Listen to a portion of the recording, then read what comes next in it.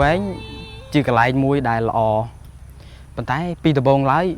លងវែងជាតំបន់មួយដែលដាច់ស្រយាលបំផុតសូម្បីតែយើងនៅសៀមរាបក៏យើងបាក់ធ្វើដំណើរមកដែរលងវែងក៏ប៉ុន្តែដល់ពេលក្រោយមកវាចេះតែមានការអភិវឌ្ឍតែម្ដងចឹងទៅធ្វើឲ្យលងវែងមានចំណូលក៏ដូចជាកំណើនប្រជាជនមកគ្រប់កន្លែង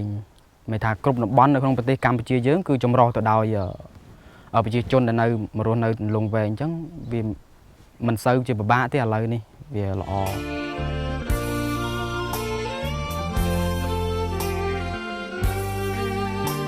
ម៉ាក់ខ្ញុំគាត់អ្នកក្នុងពេញស្រាប់ប៉ុន្តែប៉ាខ្ញុំគាត់នៅខេត្តទេអញ្ចឹងចំពោះម៉ាក់ខ្ញុំគឺគាត់ពិបាកព្រោះនៅពេញអញ្ចឹងធ្លាប់តែស្រួលអញ្ចឹងនៅពេលដែលបន្ទាប់ពី17មេសា75ណាត្រូវជលៀសពីភ្នំពេញមកតាមខេត្តផ្សេងៗដែលគាត់ត្រូវឆ្លងកាត់ណាគាត់ពិបាកពេលធ្វើដំណើរតាមផ្លូវដូចជាត្រូវដូចថាមួយខាងដៃកាន់កាសៀវផងហើយមានស្បៀងដូចជាអង្គមហូបផ្សេងៗអញ្ចឹងហើយដើរមកតាមផ្លូវបើសិនជាមានកពុបមានអីចឹងត្រូវយាយស្ដីឲ្យយាយវាយអញ្ចឹងពិបាកហើយពេលមកនៅក្នុងដល់ពេលមកដល់ភូមិអ្នកភូមិឬថាអ្នកចាស់គេហៅអ្នកចាស់អញ្ចឹងហើយធ្វើបាបគាត់វាយគាត់ជួនកាលទៅមានពេលខ្លះធាក់គាត់ពីលើផ្ទះតាមកម្មចរាមកអញ្ចឹងទៀតហើយរបួសហើយគេយកទៅកសាងនឹងប្រហែលដងហើយរាប់អត់អស់មកពុកម៉ែក៏ប្រាប់ថានៅសម័យនេះសម្រាប់សាហាវឬម៉ែខ្ញុំគាត់ថានៅសម័យនោះវិញគឺមានការគាត់ថាគាត់ឃើញគេសម្លាប់ដោយផ្ទាល់ភ្នែកអញ្ចឹងពេលដែលខ្ញុំឮខ្ញុំគាត់ថាខ្លាចហ្មងពេលឮមិត្តភ័ក្តិផ្សេងគេនិយាយពីហ្នឹងហើយពេលខ្លះអត់ពេលមុនមកប៉ាធ្លាប់រំលឹកបន្តិចថានៅហ្នឹងសបោខ្មែរក្រហមអញ្ចឹងណាអញ្ចឹងទៅយើងទៅគេថាយើងប្រយ័ត្ននៅអាកប្បកិរិយារបស់យើងកុំរឹកពីអីដូចរដ្ឋមន្ត្រីអីចឹងណាខ្ញុំគិតថាពួកគាត់ខ្លាចពីព្រោះថាមកដល់តំបន់លងវែងជាតំបន់ដែលដាច់ស្រយាលអញ្ចឹងហើយណាមួយគាត់គិតថាលងវែងជាតំបន់ដែលសម្បូរទៅដោយខ្មែរក្រហមអញ្ចឹងគាត់គិតថាខ្មែរក្រហមជាមនុស្សដែលចិត្តដាច់អញ្ចឹងគឺគាត់មានអារម្មណ៍ថាខ្លាចក៏មិនសូវមកទេគាត់អត់ហាមទេគ្រាន់តែគាត់ឲ្យយើងចេះការពារខ្លួនឯងហើយកុំដើរដាច់វងដាច់ក្រុមអញ្ចឹង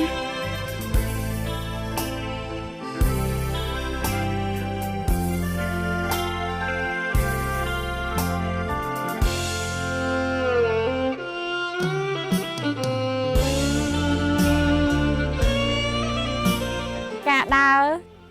ចូលនៅក្នុងតំបន់ប្រវត្តិសាស្ត្រដែលពីមុននេះមកខ្ញុំគិតថាអន្លង់វែងសិតតែកន្លែងខ្មែរក្រហមនៅទោះបីពេលខ្ញុំមកហ្នឹងមានមិត្តភក្តិខ្ញុំគេសួរថាចេះអញទៅកន្លែងហ្នឹងអត់ខ្លាចកន្លែងនេះស្រុកខ្មែរក្រហមនៅតែមានទស្សនៈហ្នឹងលើកឡើងមកខ្ញុំគិតថាសម័យនេះហើយគឺគេមិនធ្វើអីគឺមានច្បាប់អីត្រឹមត្រូវអញ្ចឹងនៅពេលឲ្យយើងដើរចូលទៅគឺគេមិនហ៊ានធ្វើអីយើងទេគេថាអញហ៊ានទៅទៅខ្លាចនៅតែមានទស្សនៈខ្លាចតែសម្រាប់ខ្ញុំគិតថាខ្ញុំដំបូងខ្ញុំមកខ្ញុំខ្លាចដែរតែខ្ញុំគិតថាអ៊ុយតិចទៅគេចាប់ដូចសម័យមុនគិតដែរប៉ុន្តែខ្លាចគីឡូគាត់គឺថាឈាមឲ្យកូនអញ្ចឹងណាខ្លាចដោយ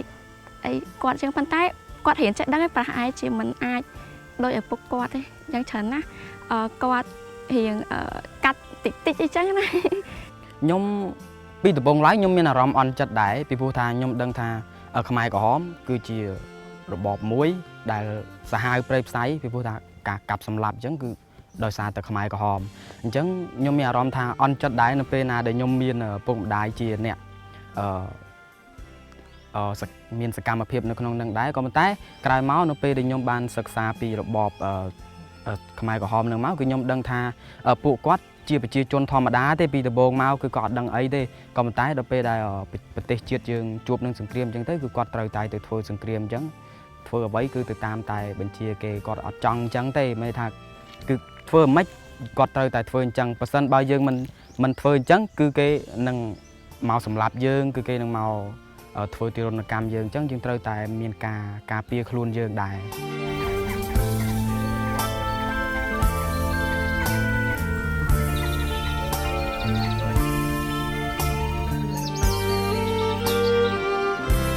ខ្ញុំគិតថារឿងប្រវត្តិសាស្ត្រគឺជារឿងរបស់ចាស់ជំនាន់មុនប៉ុន្តែគាត់ដូចជា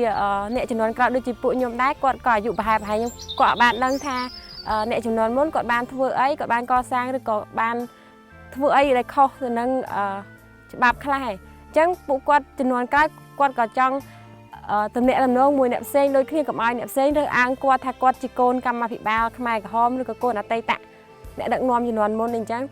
ធម្មតាទាំងគេទាំងខ្ញុំតែគេនិយាយរើសអើងគឺមានអារម្មណ៍មួយថាឃ្លាតឆ្ងាយមានកម្លាតផ្សេងហើយមានកំណត់មួយថ្ងៃណាមួយប្រកាសជាមានកំណត់មួយថាគេរើសអើងអញ្ចឹងប្រកាសជាមានកំណត់ចង់សងសឹកបើនិយាយពីរូបរាងខាងក្រៅមិនខុសគ្នាព្រោះគាត់ជាមនុស្សដូចយើងដែរគ្រាន់ថាបើពេលនោះចិត្តគំនិតរបស់គាត់ណាទៅតាមបរិបទសង្គមផ្សេងៗអញ្ចឹងខ្មែរក្រហម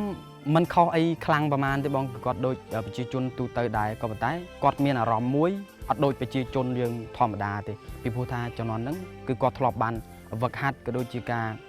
រៀនសូត្រនៅក្នុងរបបខ្មែរក្រហមហ្នឹងវាខុសប្លែកពីយើងឥឡូវ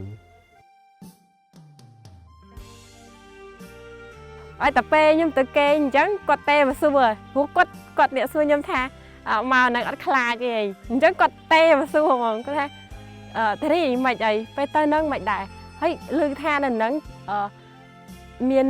កម្មាភិបាលច្រើនអញ្ចឹងធម្មតាកូនក្មេងកូនចៅជំនាន់ក្រោយប្រកាសជាកូនចៅដែរខ្ញុំគាត់ថាតិចគេសងសឹកជំនួសតាមុខដែលតាគេអញ្ចឹងវាគេសម្លាប់អីអញ្ចឹងណាអត់មានទេអ្វីដែលសំខាន់គឺគាត់បាននិយាយប្រវត្តិសាស្ត្រនឹងមកប្រាប់យើងឲ្យយើងកាន់តែដឹងបន្ថែមលើឯកសារដែលយើងបានសិក្សាទៀត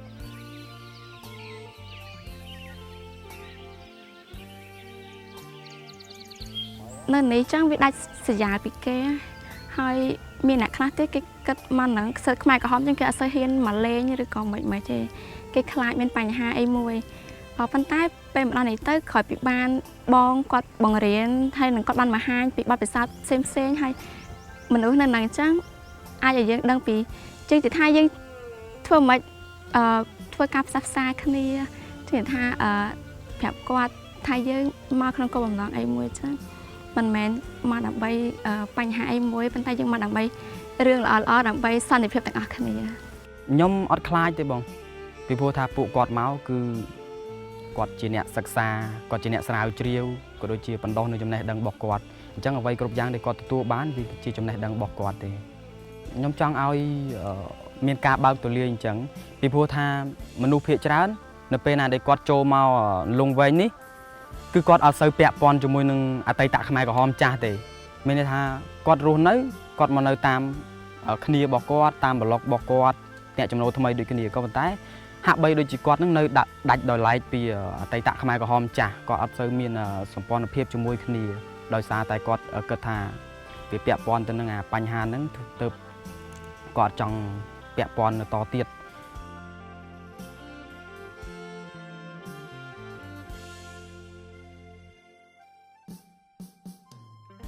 ថ្ងៃក្រោយទៅបើសិនជាខ្ញុំមានលទ្ធភាពខ្ញុំនឹងនាំម៉ាក់ប៉ាខ្ញុំមកឲ្យស្គាល់នៅតំបន់មួយហ្នឹងព្រោះថាកន្លែងហ្នឹងកន្លែងតស៊ូចុងក្រោយថាខ្មែរក្រហមមានការតស៊ូជាមួយនឹងរដ្ឋាភិបាលមិនខ្លះប្រវត្តិសាស្ត្រហ្នឹងវាហាក់ដូចជានៅមានអាចកំបាំងច្រើនដោយសារយើងបានឃើញតែអ្នកដឹកនាំមួយចំនួនដែលគេយកទៅកាត់ទោសអីចឹងណាហើយនឹងមួយចំនួនទៀតក៏បានស្លាប់បន្សល់ទុកពីផ្ទះឬក៏ភ្នូរឬក៏កន្លែងដុតឬក៏កន្លែងអីអញ្ចឹងប៉ុន្តែយើងអាចបានដឹងថាតែកន្លែងណាខ្លះគាត់បានកសាងឬក៏បានធ្វើអីអញ្ចឹងចំណុចកន្លែងហ្នឹងហើយមួយទៀត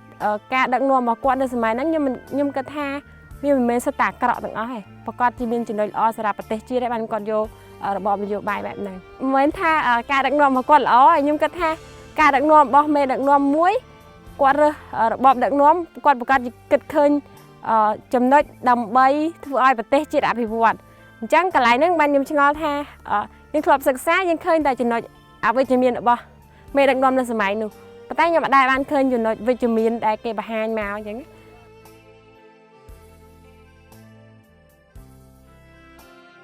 ខ្ញុំមានអារម្មណ៍សប្បាយរីករាយពីព្រោះថាខ្ញុំគឺជាមនុស្សដែលរស់នៅក្នុងលងវែងយូរអញ្ចឹងជាលើកដំបូងក៏ដូចជាលើកទី1ដែរដែលខ្ញុំបានបញ្ចេញនៅអ្វីដែលខ្ញុំមានពីមុនមកនៅអ្វីដែលខ្ញុំបានចេះដឹងពីមុនមកប្រាប់គាត់អញ្ចឹងខ្ញុំមានអារម្មណ៍ថាខ្ញុំសប្បាយរីករាយដែលខ្ញុំបានផ្ទេរក៏ដូចជាបាននិយាយអ្វីដែលខ្ញុំធ្លាប់លាក់ទុកពីមុនមកខ្ញុំនិយាយឲ្យពួកគាត់បានដឹងហើយម្យ៉ាងទៀតខ្ញុំចង់ឲ្យពួកគាត់នឹងបានសិក្សាស្វែងយល់ពីទីតាំងភូមិសាស្ត្រដែលខ្ញុំកំពុងរស់នៅនឹងឲ្យបានច្រើនថ្ងៃមុខខ្ញុំចង់ឃើញទីនេះរីកចម្រើនប្រជាជនរស់នៅប្រកបដោយភាពសុខសាន្ត ហើយការប្រកបមុខរបរប្រកួតគឺហើយចង់ឃើញកន្លែងតំបន់ប្រវត្តិសាស្ត្រហ្នឹងគឺមានភ្ញៀវទេសចរគាត់បានដឹងឮច្រើនហើយមានការអភិវឌ្ឍច្រើននេះព្រោះអីរយៈពេលខ្ញុំមកនេះខ្ញុំហាក់បីដូចជាឃើញតំបន់ប្រវត្តិសាស្ត្រខ្លះត្រូវបានប្រជាជនយើងគាត់រំលោភយកជាកម្មសិទ្ធិអញ្ចឹងធ្វើយើងបាត់បង់ប្រវត្តិយើងដល់ពេលកូនចៅជំនាន់ក្រោយទៀតយើងអាចបានដឹងប្រវត្តិសាស្ត្រខ្លួនឯងថាពីមុនមកយើងជួបអីគេខ្លះចានិយាយទៅគឺចង់ថែរក្សាអ្វីដែលយើងមានសម្រាប់ក្មេងជំនាន់ក្រោយគាត់បានដឹងបងអើយបងនេះម្ដងយើងត្រូវបែកផ្លូវបែកទីចាំជំរុំបន្ទីទ្រលំទៅនៅគិរីទុកញោមញីពីលីសាញ់ម្នាក់ឧត្តមមានជ័យក្រុងត្រីសីមា